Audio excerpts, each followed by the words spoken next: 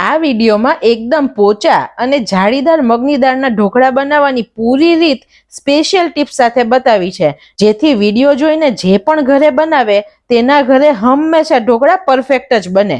આ રીતે ઘરે બનાવજો અને વિડીયો પસંદ આવે તો લાઈક આપી ચેનલને સબસ્ક્રાઇબ જરૂર કરજો. Happy cooking, enjoy eating.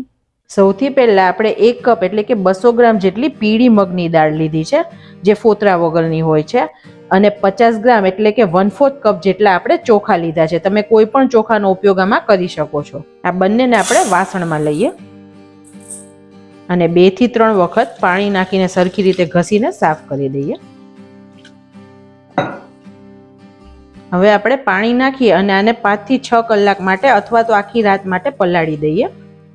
પાણી આપણે ફ્રેન્ડ્સ વધારે નાખવાનું, કેમ કે દાળ જ્યારે પલળશે ત્યારે તે ફૂલીને ઉપર આવશે, તો પાણીની બહાર આવી જશે તો સરખી પલળશે નહીં. અત્યારે હું તમને બતાવું, અત્યારે મેં આટલું પાણી લીધું છે.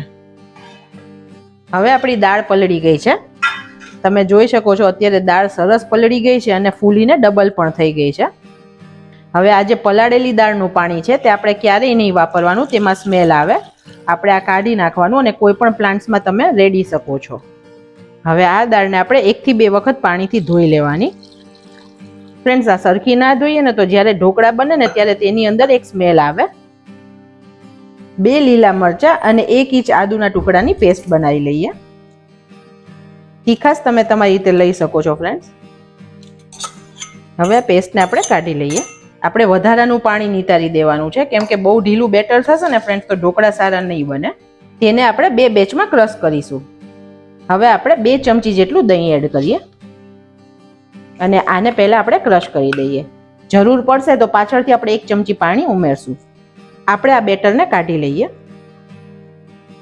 અત્યારે આપણે દાળને સ્મૂધ પીસી છે, જેવી રીતે ઝીણો રવો પલળે પછી જે કન્સિસ્ટન્સી થાય ફ્રેન્ડ્સ તે રાખી છે. બાકીની દાળને લઈ 1 ચમચી દહીં ઉમેરી તેને પણ ક્રશ કરી દઈએ. તમે જોઈ શકો છો હજી આપણી બેટરની કન્સિસ્ટન્સી ઘણી થીક છે, તો આપણે થોડું બેટરને સેટ કરીએ. આપણે પહેલા 3 ચમચી જેટલું પાણી એડ કરીએ. પહેલેથી વધારે પાણી એડ કરી દેશું ને ફ્રેન્ડ્સ તો આપણા ઢોકળા બનતી વખતે સરખા નહીં સ્ટીમ થાય. આપણે જે નોર્મલ ઢોકળાનું બેટર હોય તેવી કન્સિસ્ટન્સી રાખવાની છે. હજી આપણે બીજી 2 ચમચી જેટલું પાણી એડ કરીએ. ફ્રેન્ડ્સ, બેટર બહુ વધારે થીક હોય ને તો ઢોકળા જ્યારે બને ને ત્યારે સોફ્ટ ના બને અને અંદરથી ખાતી વખતે કોરા કોરા લાગે. અત્યારે આપણી કન્સિસ્ટન્સી પ્રોપર છે. આપણે આવી રીતે ધીરે ધીરે પડે તેવું બેટર બનાવ્યું છે. આપણે આદુ અને મરચાંની પેસ્ટ એડ કરી દઈએ. 1 પિંચ જેટલી હિંગ એડ કરીએ, જેથી આ દાળનું પ્રોટીન છે તે સરસ રીતે પચી જાય. 1/4 ચમચી જેટલી હળદર એડ કરીએ છીએ. રૂટીનની અડધી ચમચી જેટલું મીઠું લીધું છે. અને ઢોકળા ખાતી વખતે ફ્રેન્ડ્સ અંદરથી બિલકુલ કોરા ના લાગે તેની માટે આપણે 2 ચમચી જેટલું તેલ એડ કરીએ છીએ. હવે બધી વસ્તુને આપણે મિક્સ કરી દઈએ. અત્યારે મેં ઢોકળા બનાવવા માટે સ્ટીમર લીધું છે, તેને આપણે પાણીથી ભરીએ. અત્યારે હું તમને બતાવું કે મેં જે આ લાઈન છે તેનાથી અડધું રહે તેટલું પાણી ભર્યું છે. અને ફ્રેન્ડ્સ, જ્યારે આપણું પાણી ગરમ થાય અને ક્ષારને લીધે અહીંયા જે વ્હાઈટ ડાઘા પડી જાય છે તે ના પડે તેની માટે આપણે લીંબુ એડ કરીએ છીએ. આવું કરવાથી ક્યારેય આપણા વાસણમાં ડાઘા નહીં પડે.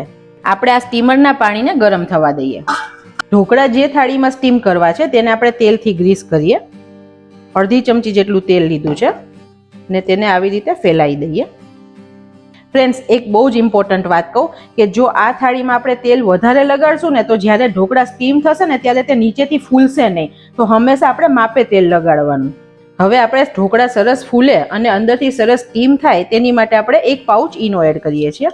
હવે તેને એક્ટિવેટ કરવા માટે આપણે 2 ચમચી પાણી એડ કરીએ અને સરખું મિક્સ કરી દઈએ. ફ્રેન્ડ્સ, ઈનોમાં હંમેશા પાઉચ વાપરવા, કેમ કે બોટલ હોય છે તેનું રિઝલ્ટ એટલું સારું નથી આવતું ઈનોમાં. તો આપણે હંમેશા જ્યારે આવી રીતે વાપરવું છે ત્યારે પાઉચનું ઈનો લાવી અને વાપરશું. ફ્રેન્ડ્સ, આ ઢોકળા એકદમ જલ્દી બની જાય છે અને આથા વગર બને છે અને પ્રોટીનથી તો એકદમ ભરપૂર છે. તો તમે સવારે બ્રેકફાસ્ટમાં, બાળકોને ટિફિનમાં આ તમે ચોક્કસ બનાવીને આપી શકો છો. હવે આપણો ઈનો સરસ મિક્સ થઈ ગયો છે. હવે આપણે તેને પ્લેટમાં લઈએ.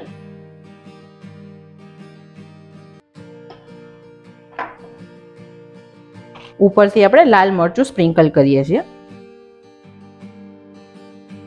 તમને મરી પાવડર ભાવે તો તમે તે પણ નાખી શકો છો.